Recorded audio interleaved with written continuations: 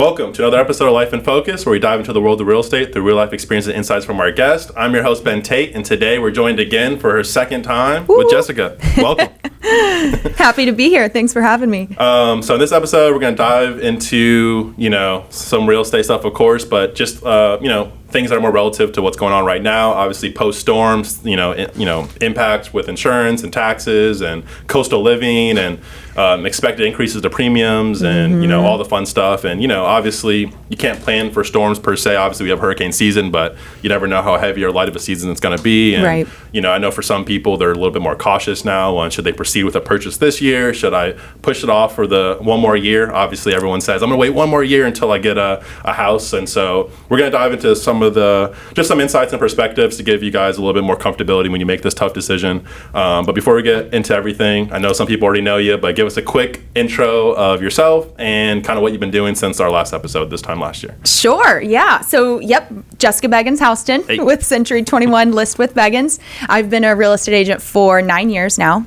I'm part of my family's brokerage, so long time history in the real estate business, right? My dad is the broker, and we've been Century 21 Beggins for 32 years. Wow. Yeah, so we have 8 offices. Your whole life, basically. My whole life, yeah, more than my whole life. Yeah. So we have 8 offices all throughout the Tampa Bay area. And recently, over the past couple of years, we've actually expanded to virtual locations. Oh, cool. So we're up in the Panhandle, we're down in Miami, we're in Orlando, we've got an office in Fort Myers now. So we're kind of expanding throughout the state and looking into other states like Alabama could be an option soon. So Sweet. We're kind of excited about that. Yeah. That's awesome. Yeah, lots of expansion. So how has your day-to-day changed from last year? Anything different, just given kind of the current climate? I think this time last year we were still kind of going into a buyer's market, I would still say. Yeah, I think we were. We were kind of chatting about that. The rates were going up this time last year, and buyers were like, what do we do? And kind of putting things on hold. We haven't seen the rates come down. Sure. There have been some slight fluctuations. Yeah, but a quarter of a point here and there. It's going to adjust down and pop back up again. But overall, they've stayed throughout the 7s probably this year. Yeah. It's probably good average. But, I think there's good perspective in that because obviously on the last episode we were talking about you were right in the middle of your transition between selling your old house and moving into your new property. So, in spite of the high rates, I still bought. You still bought. So, obviously, people see your post and you're like, hey, it's always a good time to buy as long as you're qualified to buy. And you find something that checks off 8 of your 10 boxes anyways. Exactly. That's what I say. When they're like, when is the best time to buy? Should I buy now? And it's like, the best time to buy is when you are comfortable buying. Right. What is the monthly payment that you want to be in? And can we find a mortgage product that fits that environment for you and makes it work? And last year we were talking how Zach and I actually used an adjustable rate mortgage to buy our house, and which was great. And then this year we refinanced into a longer adjustable rate mortgage with the same rate. We got 4.875 this year when rates are high. So there's options, and it's not like, oh no, I have to hold off because the rates are too high. Like, let's work around your situation and see what works best for you. Absolutely. And at the end of the day, real estate is a profession, right? So if you're not in the real estate profession, don't think you have all the answers. Yeah, exactly. Right? That's the biggest thing is like people think they can Google search a few things and it's not black and white. Most people expect it to be. Right. What works for your neighbor might not work for you. And even what your neighbor did, they may not have certain programs available to them that you have available to you. Right. And so, so real quick with the adjustable rate mortgage refinance, is it still the same, cost for refinancing as you would with a typical loan? Because that's the biggest thing with refinance. Typically, there's more. Yeah, there were closing costs associated, and they technically get wrapped into your loan. So they get added to what you now owe on your mortgage. That's nicer. Yeah. So it's not out of pocket, basically. It's not out of pocket. Yeah. The only thing we paid out of pocket was the appraisal. Okay. Yeah. That's good. Yeah, it is. It worked for us. Just for our situation, we were able to pull money out, and the mortgage per month is still comfortable. It's a 5-year fixed mortgage now at that 4.875. So we feel super comfy with the rate, and then, able to borrowing some funds for, other things we've got going on in our lives, and being able to pull out of our house, that's our biggest asset. So we love it. That's amazing. That's amazing. Again, I think that's such a good testament for people, because obviously you're an agent. Sometimes people are saying, hey, are you telling me to buy just because you're a real estate agent? Right. And you're like, hey, I'm telling you that because I am a real estate agent, and if you're qualified, you should. But Right. also I'm doing it myself even when rates are high. So I think that's like a big testament. Right. So are you seeing, generally speaking, like kind of going back to like the last 3 to 6 months here, really since summer, Yeah. and these storms now that happened, in September, October, are you seeing buyer sentiment change? Are people proceeding with more caution? Is it really dependent on how close they were to it? Meaning, are the locals proceeding with more caution than the out-of-towners, or are you kind of seeing this, or the out-of-towners a little bit more cautious because they don't really know the hurricanes, or like what are you Right. seeing? I was actually in the car this weekend with a lady from New Jersey, and she was laughing. She's like, am I the only person moving to Florida? And I said, surprisingly, no, Yeah. you're not. But we had a good laugh about that. She's like, am I crazy? But I think when the storms hit, Yeah. the first one, we all completely underestimated it, right? We've sure. been through hurricane seasons how many times in Our whole every life. year. Yeah, every year. And not once have I ever boarded up a window. Right. So the first hurricane, it was so far offshore, all of us underestimated it. So the damage that we saw from that, not only on the beaches, but South Tampa, and that's an area, the beaches are used to getting hit with storms and things like that, but Yeah. areas more inland, like South Tampa, Sure. and getting storm surge was unreal. It's very painful for a lot of people. And then to have one follow, Hurricane Milton then comes around the corner. Jeez. Everyone was completely out of their mind. They were. It was very stressful. And we boarded up, we packed up, and we went with family in Riverview. And I was just like, well, it was fun while it Fingers lasted. crossed, yeah. Well, like, you were a good house for 1 year. We'll see you later. It was terrible. Absolutely. And that's why a lot of insurance companies have left the state of Florida, which is what the insurance crisis is about. And so Citizens has been the main insurance carrier in the state of Florida, and it's government run. Like, they have to be in here. And we actually were just part of the Citizens depopulation program. So with that, what they're doing is saying, if there is another policy holder that is offering coverage within 20% of what your current premium is with Citizens, you have to move to that company because Citizens has too many policies. Sure. So that's kind of interesting. Yeah. Which is, it sucks because some people their only option was Citizens. Right. And now they're saying, nope, sorry, you can't be with us you anymore. can't come with us. And even if you can go with them, are they the best insurance company in regards to, they're not on your side. I think that's the biggest thing. They is just you're have paying so for many somebody that's not on your policies. side. Yeah. Which is kind of crazy. It's almost like if you call the cops because you got robbed and then they ask you questions like you robbed yourself. You're like, whoa, I called you. Right. So I feel like that's how insurance is. It's like, you're like, hey, my house flooded. They're like, did you do it? You're like, no, I'm calling, like, yeah, Helene clearly did it. there was a storm.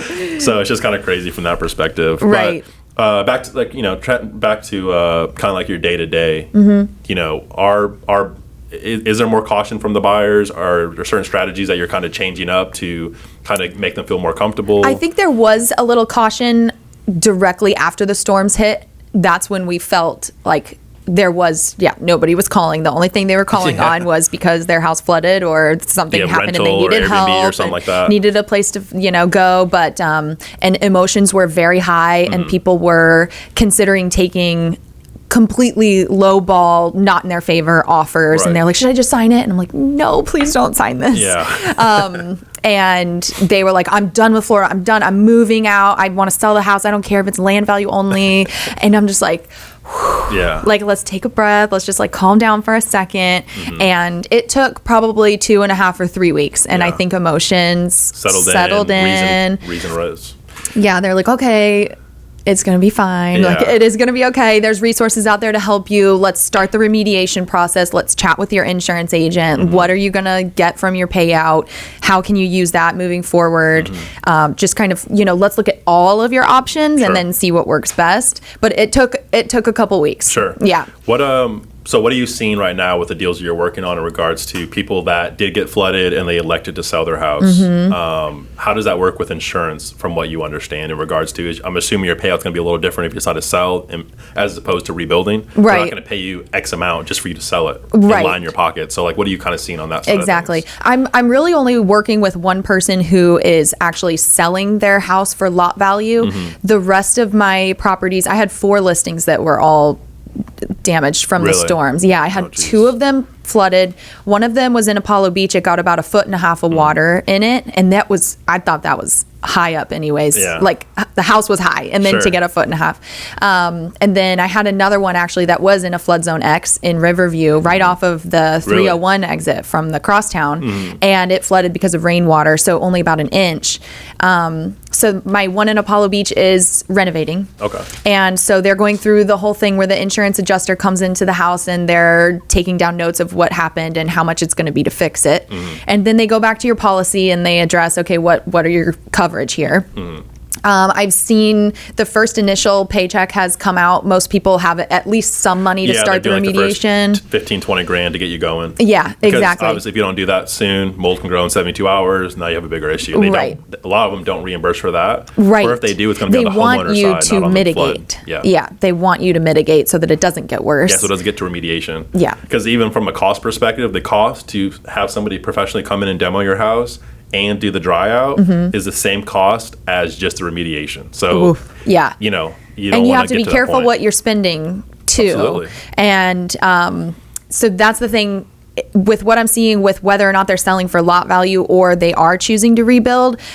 A lot of has to do with location, right? You know where I'm going with this, with the FEMA, the 50% rule. Well, in St. Pete, it's 49% rule, but it's the same premise. Okay, yeah. 50% is the cutoff, so it can't be more than 49. Right. Technically, in St. Pete, or Pinellas County, that is. Yeah. So, yeah, that's what, the thing is So it's 50%. It can't be more than, or some 49% of what the building value is. yeah, so the repairs can't be more than 49% of what they deem the building value to be. Correct. Right? Yes. The issue with that is some people are saying, let's use easy math. They're saying, okay, and the thing is, initially people are like, okay, how do you determine what the improvement value is, right? Right. And so to me, being an appraiser, the only accurate way to do that is to hire a third-party appraiser that comes in, gives you a market value That of would it, be my recommendation. Right? And then they can bifurcate out the land from the improvements, from the total market value, and now you got a market value of the improvements. Right. But initially, it was told to me within the first 48 hours of a lien hitting, they're like, oh, they're just going to go off of your market value from your property record card, right? Right. That's since changed. That FEMA actually has like a little tab on there that you can look up, and it tells you and it's a little bit inflated from that just market value on your property card. Still lower than what most people want to see. Right. But here's the issue, is that there's economic life and useful life, right? So you can have a house that's 200 years old, and it can have a useful life of 200 years old only because you did the routine maintenance to maintain it, remodel it every 10 years, whatever you have to do, new AC, new roofs, every 10 years, 20 years, whatever it is. But there's also the economic life, which is capped from a depreciation standpoint, right? And right. so if a house is 50 years old and economic life of it is 60, well, you only have 10 more years of depreciation, right? So that's kind of where they're backing into their numbers. Interesting. Obviously, you can hire a third-party appraiser to fight the FEMA number. Right. The issue is those appraisers are beholden to a checklist from FEMA. As soon as these governmental agencies and stuff like that give you a checklist, it's no longer, in theory, a completely unbiased appraisal, because now you have to adhere to that checklist. And Right. if you don't, then they're not going to accept that valuation. Right. But FEMA is important, and it is important Sure. to adhere to the FEMA guidelines. Right. Because we want FEMA to come in as disaster relief in Absolutely. situations like Right, this. because they won't if there's not enough people. So that's the issue too, is Right. if there's not enough people that are built to code, Right. then they won't come in. Then they won't come in. Right. So that's why the cities are harping down on permits. So I know in St. Pete, or at least over on the beaches, I have family in Madeira Beach, and my uncle's been a huge voice over there helping people with like, well, okay, what do we do now? Sure. And yeah, I mean, if the people rebuilding in those areas don't adhere to the FEMA codes, then FEMA says, sorry, you didn't pay attention to what I said. I'm out. I'm Right. not helping you because you Absolutely. didn't follow my rules. And then the municipalities and the cities over there are like, well, now we don't have the money to help you. And then Right. it turns into this big thing. Yeah, you don't want that. So they're cracking down, and they're like, if you need a permit for this, you need, like, we're not kidding. You Well, not need a only with permit that, for they're this. going to red tag the jobs that don't have permits, and Yeah. you can get charged up to $500 a day until you. And then so a lot of people are trying to do it themselves, right? So for instance, in Pinellas County, you have to pull a permit for drywall. In Yeah, Hillsborough, a you demo. don't. Yeah. So in Hillsborough, you do, or at least the city of Tampa, I had called, and you do if the water was more than 4 feet. oh, for a build back you do, yes. Yeah, But I'm saying for the drywall, because normally Okay. you have to only pull permits for the specialties like plumbing, electrical, et cetera. Right. But in Pinellas County, they want to check your screw patterns before you mud it and paint it and stuff like that. So you're needing a demo permit in some places too, where before you do rip out the drywall, you have to get a demo permit. well, because they want licensed contractors doing the work. Yeah. And right now, people think they're going to save money. And you're not really saving money because you're using your time to do it, first of all. Right. Time is money, right? Yes. So it's like you're not really even saving money. But secondly, you might run into issues getting a reimbursement from your insurance company because they're not going to rely on your, again, that's where fraud comes in. Right. Like, oh yeah, I did it. This cost $20,000, but I did it myself. It's like, well, we're not going to reimburse for that, Right. But here's the issue. A lot of people are logging on, they're looking at their FEMA letter, and let's just say it says my improvements are $400,000. They're like, oh, I'm good. I got $200,000. It's like, no. That's your cap. That doesn't mean that's what the insurance company is going to be willing to give you. Because they've already had an adjuster come out and he's already on some level decided what he thinks you should get. So even if your cap is $200,000, you still might only get $80,000. Yep. Right? So some people are seeing that letter like, oh, I'm good. It's like, no, you're not getting the $200,000, No. And so I think a lot of people are it's a good learning experience for everybody, even the professionals involved, to see how it's going to actually be handled. But it's a disaster. I don't know. It is. I It's feel a bad for disaster. people It's a because they're fighting disaster. against something that they paid for. And in some cases, if you owned your house for 30 years and you paid $20,000 a year or $2,000 a year, that's $60,000 in premiums that you didn't get to use. And you're like, dude, let me get back some of my money back. Right, you know what I'm right. saying? So it's just crazy. It is. So what are you seeing as outside of storm related stuff? What are you seeing as the biggest challenges for people that are home buyers trying to buy their first home right now? Is it credit related? Is it not enough cash reserves? Do they think that? I know at some level you can have families step in to give you some money, but on other levels it needs to be seasoned cashed. So like, what are you seeing as like the biggest impediment to people being able to buy today? I do think it's affordability. It's the prices are high plus the perfect storm of the interest rates being high. I have a first-time home buyer under contract right now, and they're so excited. Yeah. And we were really hoping to keep their mortgage payment in a $2,500 range. But we're going to be more like $3,100. Okay. So $3,100 a month as a mortgage payment for a first-time home buyer. Right. That's a lot. It is. Is it a 2-income household? It is. Okay, that helps. It helps. Yeah. It's a 2-income household. That's pre-utilities. That's YouTube TV. And Yes. Wi-Fi and all the other Yes. stuff. So they might be at $3,600 a month. Yeah. So you're talking about $1,800 a person. Just to.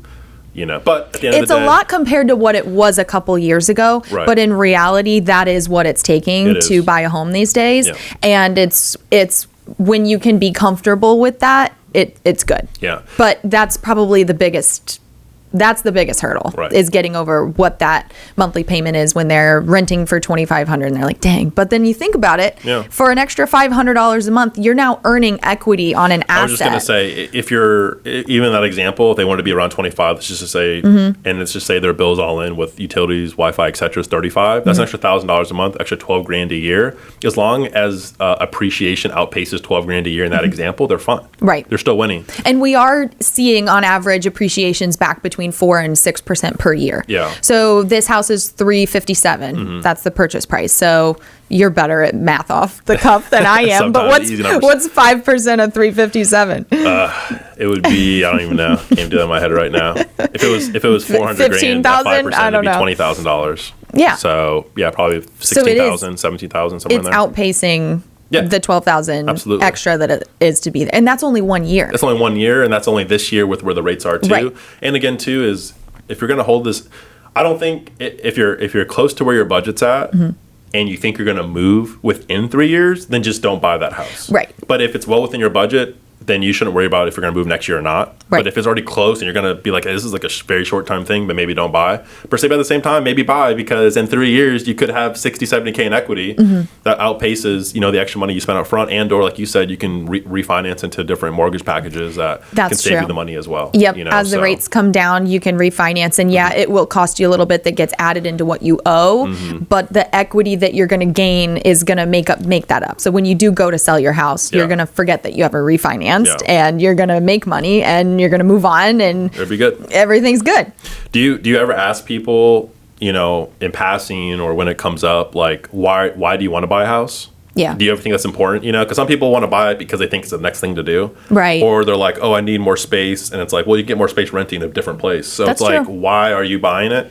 Because I think sometimes people either don't know why they're doing it or they're doing it because they can. Or so yeah, it's like, doing it because they think they have to. Right. It's So that it's next like, step. It's yeah, like, what's the okay, well, purpose I got behind married. it? Well, now I have to buy a house. Well, now I have to have a kid. Well, now I have to do Yeah. this. And it's like, well, you don't have to. Yeah, exactly. Yeah. Especially- But a lot of times it is the joy of homeownership. Sure. And it's the a big feeling accomplishment. of, yeah, it's a huge accomplishment. It's the feeling of when you want to change a wall or, you know, anything, you can do whatever you want. Yeah. And they do have 2 kids, and their 2 kids are in the school district in the area, and they want a backyard for their kids to run in, and they want to be able to put a garden in the back Sure. and like do things that are truly like filling up your cup Yeah. that you don't necessarily get when you rent- can't make those changes. tendered. You know, it's like you can't, like you said, change the wall. You can't get that puppy that you might want to get because is it allowed? Can I afford the pet? Whatever the case is. And Right. so I do think that people love the freedom, I guess, that comes with home Yeah. ownership. I think it's more of a feeling.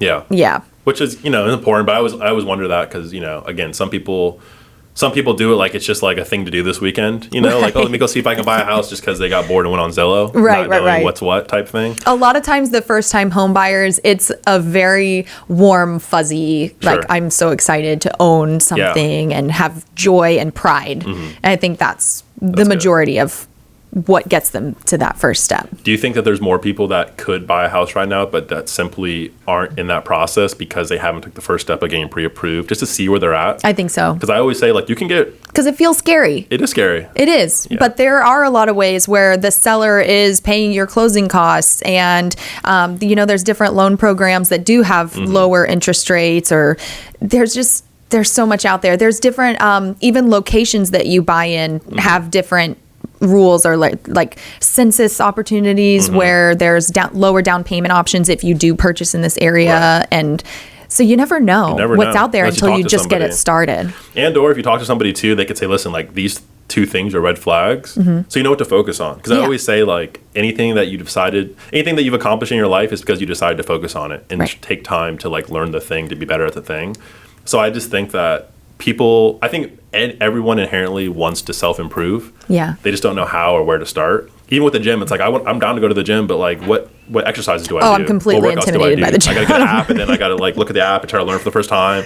But I don't have the money to go hire a personal trainer, right? So then I just not go to the gym, right? Right. So it's like, same thing with homeowner. It's like, but my credit card's here, or this is here. But it's like, okay, but like, what's your monthly obligation to that credit or that debt or whatever the case is, you know? And make a plan. You Yep. know, it's like, okay, let's not go out to eat once a week or twice a week, whatever it is, to get to back into that extra savings that you need to get out of where you're coming from, you know. So, Right, exactly. There's ways to work the numbers. So, And if the numbers don't work right now, that's okay. But That's at okay. least you inquired to understand what it would take if that is a goal. So it never hurts to at least start the conversation. Absolutely. So what about from an investor perspective? Because I know a lot of people are like, listen, I've owned a house for a couple years, right? I want to get into investing. What's like the biggest kind of misnomer? Because again, that process of buying your investment property is going to be a little bit different than your primary. Right. Just from, again, they already know you have one asset that you need to pay for. So the checks and balances on it might be a higher down payment. There's some programs Usually for higher it. down payment and higher interest rate. I'm sure people come to you and say, hey, I want to buy an Airbnb or get into that. What's typically the number one thing they're not thinking about that kind of deters them from getting that? Or is it really A lot of times I feel like they're looking for a deal. Yeah. And this might not be the best environment for a deal where you're going to just completely steal a house Turnkey. off the market. Turnkey, yeah. You as an investor, you've got to have the money. If you are going to purchase a house, you've got to have the money to put into it to then fix it up. You've got to have the money to hold it if for some reason it doesn't rent out or sell in the certain amount of time that you wanted it to. I would definitely do your research up front. Like, what are the days on market time frame when I do go to sell it again? Am I going to be holding it for 90 days because that's extra cost? Yeah, the interest rates are higher when it is your investment property, and kind of working the numbers back. But a lot of times, because of how much the prices have gone up lately, investors working the number backwards, it's not playing out in their favor, is what I'm seeing. So they're like, some people are just completely lowballing, and it's like, no. Yeah. That's just not going to work on this house. I don't think people realize, I know the answer is always no unless you ask, but I don't think people realize that, like, lowballing an offer is almost the equivalent of overpricing a listing. It doesn't look good on the professional that's helping you. Yes. You know, if you have to come to me with a lowball offer, you're going to call me like, hey, I'm sorry about this. I have to apologize. Because it can come off like just not the right way sometimes. Yeah. But you never know people's circumstances. Sure, for sure. You know, there are some people that are willing to take a super low offer because they have life happening to them and they have to get out. Exactly. Or no debt in the property. So what's 20 grand less or 30 grand less or 50 grand less if I can have a sure thing? Right. You know? So I think with investors, what's holding back or maybe causing them to not purchase as many properties this year is just because those like back end ratio numbers aren't as easy to pull out as they used to be. I think the same thing. I think another thing that they can, a solution to that problem, in my opinion, would be, because a lot of investors are like, I already live in one house, I need to go get an investment property. It's like, no, let's think about it, it's a little backwards. You need to move out of your primary house, make that your investment property. That way the next property you purchase is now your primary house. Right. And now you can get a primary interest rate and a primary down payment. I like that. That's what you have to do. Because they probably purchased a couple years ago where their rate was much lower. Exactly. So their monthly mortgage payment is low. Make sense over there. Yeah, your cash flow makes sense on this one where because the market has changed, if you go and purchase a property today, you're not getting it for $250 at 4.5%. Exactly. You're getting it at $500 for 6.7, and those numbers just don't work out. So yeah, that's a great idea. It's just like, the worst thing in life is moving, but it is. But it's worth it once you get through it. But it is a pain. But that's what I would suggest to anybody, because it could be a 15% swing on just down payment, right? And we always use the example of $300K. That's $45,000 difference. So now instead of needing 60 grand to go get that investment property, you need 15,000 to go get that investment property. Factor in closing costs, maybe 20 grand total. Now you have a new primary home, blah blah blah, and like you said, because you had a lower interest rate on your initial home, it's going to pencil out from a long-term cash flow. And anything that typically pencils out from a long-term rental cash flow perspective will pencil out for obviously short-term or mid-term, or even a fix and flip at that point. So that's the only way you could really get around a cash, in my opinion, with where rates are, where the prices of real estate are. Right. I mean, like, is that what you're seeing? Because I know you guys are doing more investments and things like that. Are you seeing that it's kind of harder to make the numbers work? Absolutely. Or, okay. Definitely is. I mean, there's still ways around it. There's ways around it, like you were saying. Like the only thing that there's no way around is the down payment. Yeah. Unless you get creative with the you just have to do some level of creative finance, which is tougher to do, because why would you trust somebody that you never met before, in theory, right? So there's no way to get around the down payment that I've really seen, because they're going to ask for minimum 15, but in most cases 20%. But the ways to get around their interest rate are either putting a higher down payment, so you can go to the 25% threshold, or just buy points, which a lot of people will do that for investment properties for you. Right. So most of our investment properties that we got last year, when things were in the sevens or close to the sevens, were still sub 6 or at 6. Okay. And that's just buying points up front. But that's also getting a better deal on the actual, property purchase as well. Right. So it's always kind of like just finding the compromise for all the different factors. Right. So let's dig into some advice to close out this episode. Okay. What are the number one questions that you're getting from home buyers, home sellers? What advice what's like the more relevant advice right now? Whether or not they flooded, I guess, are two different conversations. Yeah. If someone flooded, they're like, what do I do? Should I sell? And that's where we just kind of evaluate. We just look at all the options, right? Yeah. If someone's looking to buy a home and they're like, what do I do? Where do I start? Start with speaking to a mortgage lender. Yeah. How frequently should they do that? Because should it be a once a year thing? Should it be a twice a year type thing? Depends on when you realistically want to purchase, I would say, because, your finances and job promotions and things could change over the years, and paying off debt over time and everything will change your circumstance. So just getting that conversation started to know where you have to go from here. And then that lender will be like, okay, I'll check back in with you in 90 days and let's see if paying off this card or paying down this car or something like that will help you. And then I think that lender is going to be the one to tell them, let's follow up in 90 days. Gotcha. 6 months, based on their situation. Let's circle back in a year. You need 90 days, you might need a year, so there's no point to really. Exactly. Yeah. But I would tell people, because a lot of people don't actually take the step just to see. And it's like, man, send them some pay stubs, tell them where your credit score is. You might be surprised. Yeah. A lot of times that's what happens. People come to me and they're like, where do I start? And that's where I send them. And they're like, oh, I am approved. Or, oh, wow, this is awesome. And they kind of, it totally don't expect it. Yeah, they don't expect it. Yeah. Now they're excited and they have something to work for. So Yeah. what markets are like the hottest right now in the Tampa Bay, St. Pete area? What neighborhoods, I should say, are like people like, I want to be in this neighborhood? And, Right. Yeah. People love downtown St. Pete. Okay. And they love South Tampa.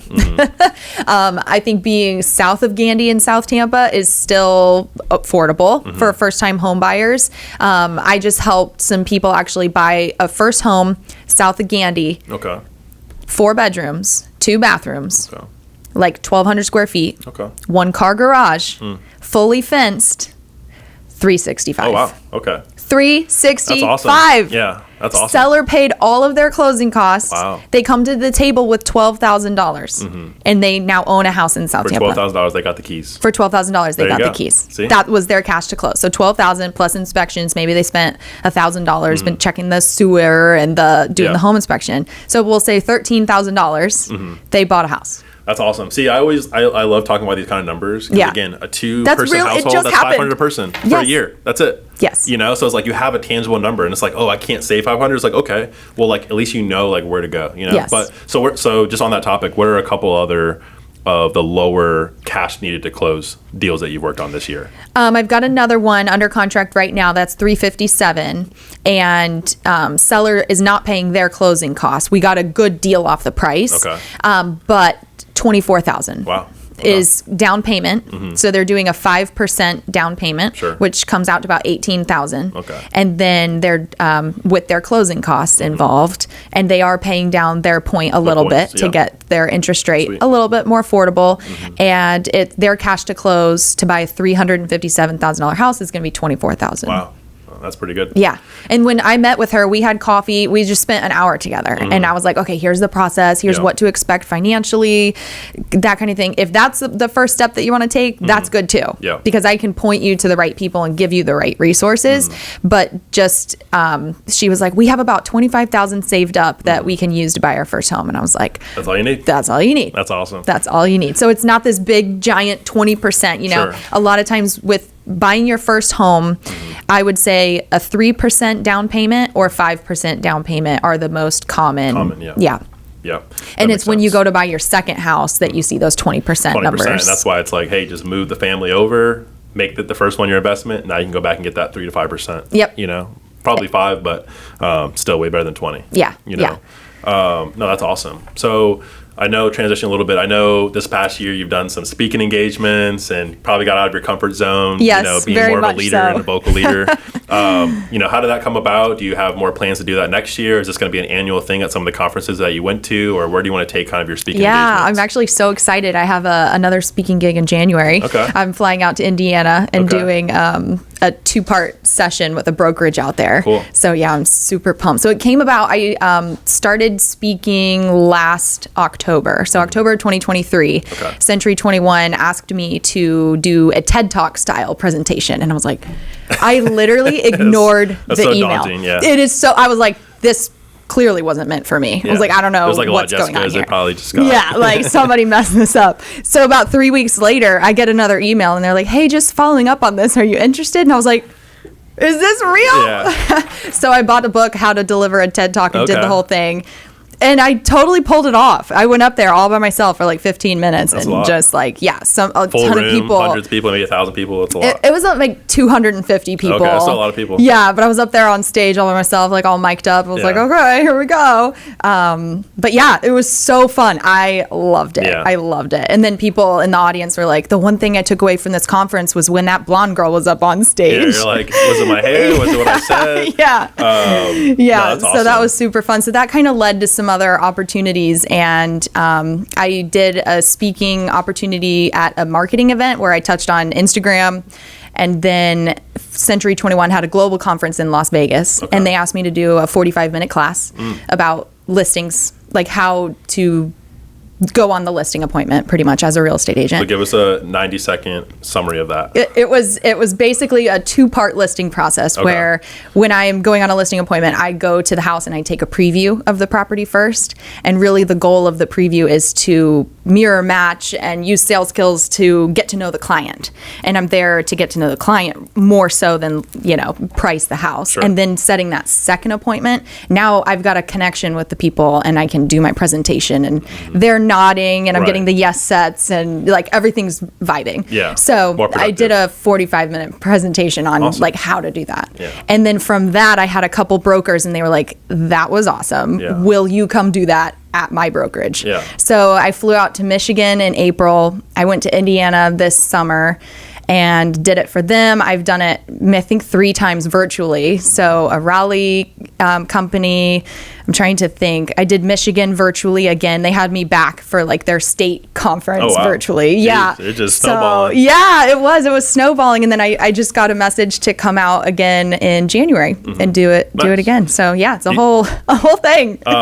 Do you think that you want to like build on that from a perspective of taking your real estate game more corporate or more like speaking endeavor? Because obviously you can make good money doing speaking arrangements. Right. But obviously, more than just the money you can make doing that, obviously your network is expanding. I've always said when you could be a panelist or a speaker at a big conference, that's the best way to network, because when you get off the stage, you have a line of people coming to talk to you, as opposed to being an audience member. And then when the thing you have to go and try to meet like, hey, Austin, how's it going? Hey, so-and-so, as opposed to being like, hey, I just, I had the line of people. It was crazy. That's like the best way to network, bring them to you. It was. And actually one of the listings that I'm working with right now is a referral from an agent when I spoke in Michigan. Perfect. So it's getting your name out there. It's getting my name out there. I'm getting paid in different ways from it. Like a referral for a listing here in my area is amazing. That's awesome. So from the speaking gig. So that's kind of fun. Yeah, it is fun. I do. I want to continue on that track. I do enjoy speaking.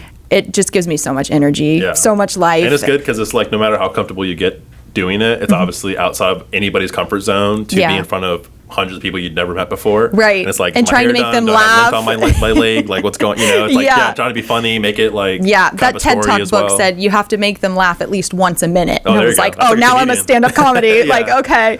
No, so that was a blast. And then I'm doing more speaking and leadership opportunities within my own brokerage. Gotcha. So I'm running the morning meeting every other Wednesday. I switch off with one of our other managers. So my sister and I are getting more involved in the management level with Century 21.